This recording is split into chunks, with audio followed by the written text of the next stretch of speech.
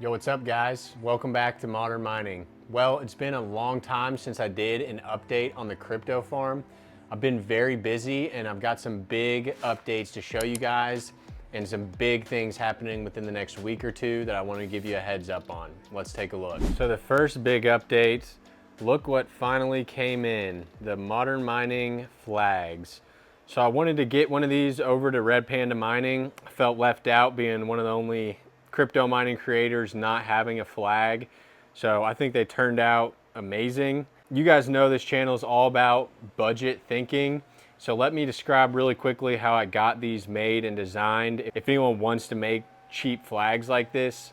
So looks like we just switched over to Zilliqa. So the power supplies are starting to whine a little bit, but basically I have no graphic design experience.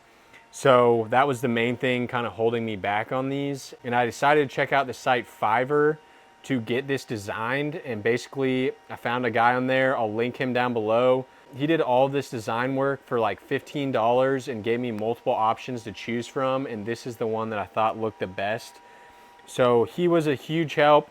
And then I got 4 or 5 of these made. I can't remember how many, off of an AliExpress site. And it was only $20 for the 5 flags. So basically I got 5 flags for $35 from basically design to my door. So insane deal. And Red Panda Mining should be getting his in a day or two, and I'm excited to see it up on his wall. That's going to be a cool thing for me to see. I've been watching his videos for years and years, so it's going to be kind of surreal to see my flag up on his wall. The farm itself, no huge changes since the last time. We're still rocking 2 12-card rigs for 24 GPUs, and that consists of 10 3070s, 13 3060 Ti's, and 1 3080. And profits have been awesome the last 2 or 3 weeks because of Zealous coin. One thing that did happen was that Zealous got listed on hashrate.no, which I was worried about when that happened, that the hash rate would just skyrocket and kind of kill profitability. But that really hasn't happened. And I think part of that is because hashrate.no is really undershooting the profitability numbers on Zealous. I'm finding that if Zealous is saying I'm making $5, that I'm really making closer to 8. So we can go over the numbers here shortly on the computer. But Zealous has been holding the farm, and we're now nowhere close to having to turn off because we are very profitable. So one thing I wanted to talk about is the last video I made was on if I'm gonna make a shed or not. And going into that video, I really expected everyone to be like, yes, go with the shed, go with the shed. It's gonna be awesome content.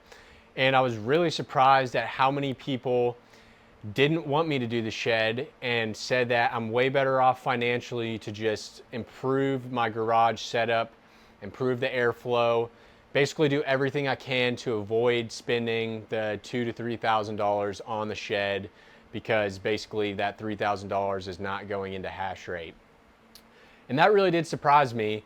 But then I kind of started thinking that it makes sense, because for months now I've been kind of preaching to you guys, don't spend money on stuff that doesn't generate hash rate for you or generate revenue for you if you're running your crypto mining operation as a business. And I've always kind of marketed myself, especially at the beginning of my channel, as budget-oriented home crypto mining. So that really got me thinking. And even when I had first thought about the shed, I kind of was going back and forth on, is it really worth it? Is it really worth it? And I had in my head when I posted that video, I was going to do the shed. But it's really got me thinking that I think for the business itself, it doesn't make sense to do the shed unless I absolutely have to. And that way I'm kind of practicing what I preach. What a big portion of what swayed me is providing the content to you guys, because for me, the YouTube is also a part of this kind of mining business. And I was thinking that the shed would be super entertaining for all of you guys, and I'm sure it would be, but maybe it doesn't make sense to do that unless I really need to.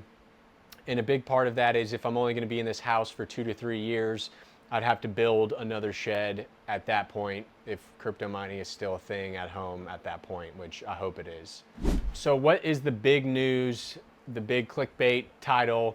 Well, I'm expanding my mining farm again. I've come up on a crazy good deal. I don't know the exact price yet, but I'm gonna be getting 12 3070s. So I will have 36 GPUs mining in this garage. Hopefully I can fit it into another 12 card rig, so I just have 3 12 card rigs. I'm gonna build the frame out of wood again.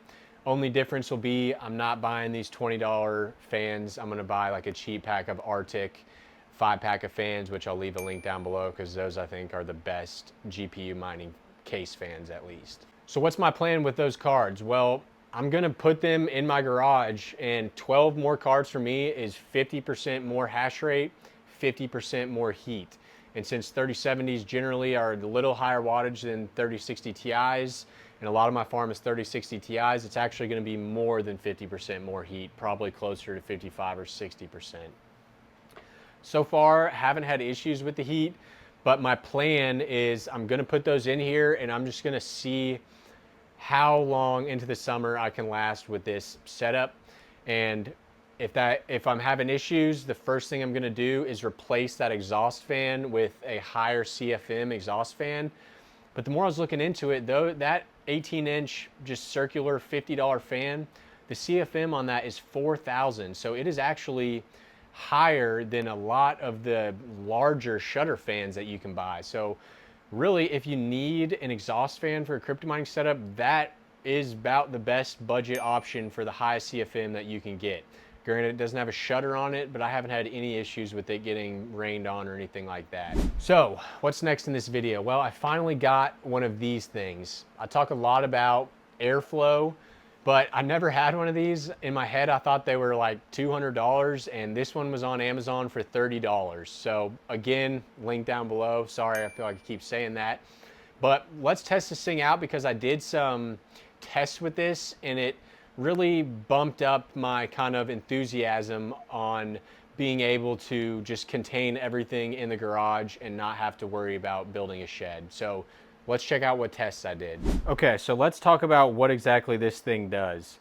So it basically measures airflow, and there's a couple different settings. So you can see there's feet per minute right there, or you can do knots, miles per hour, meters per second, or kilometers per hour. So I've just been doing feet per minute, and I don't know how well this actually translates to CFM, cubic feet per minute, but like if I put it in front of one of these exhaust fans, it's reading about 500 feet per minute. But if I put it in front of that big fan, then it's only like 1100. So it's obviously not measuring cubic feet per minute because that one should be significantly higher than that one. So maybe one of you guys can comment down below on how to actually get that from feet per minute to cubic feet, and maybe that's not even possible with this tool. But so what I was testing with this fancy new tool is a couple different things. So let me close the garage and turn on my exhaust fan. All right, let's go ahead and turn on the exhaust fan so that we can mimic some of these tests I did the other day. So the first test was basically just hold this in front of, let me turn the light on here. Hold this in front of these intake vents, and what reading am I getting? And generally I was getting from that 80 to 100 range. Now at these low air speeds, the granularity of the measurements is not very high, like it's jumping basically 20% from 80 to 100. But it still gives me a good reference value of what that exhaust fan is pulling through here. So basically 80 on all of these filters, and you can kind of see if I get at an angle, they're a little dirty, but nothing too crazy. It's hard to see.